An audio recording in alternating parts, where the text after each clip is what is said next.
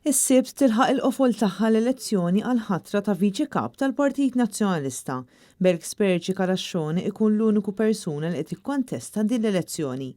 F'din l-elezzjoni qed tisir ukoll votazzjoni għal żewġ rappreżentanti żgħażagħ li se jieħdu posthom fil-Kumitat Eżekuttiv tal-Partit Nazzjonalista.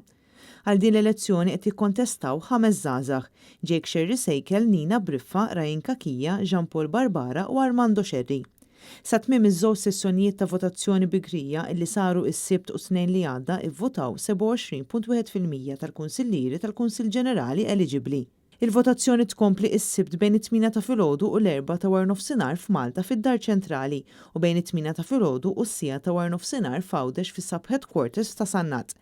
Kif jara il-ħin tal-votazzjoni jibda immedjatament il-proċess tar-rikonċiljazzjoni, is-sorting u l-att tal-voti, bil-proċess kollu mistenni jintemm għal ħabta tal-5.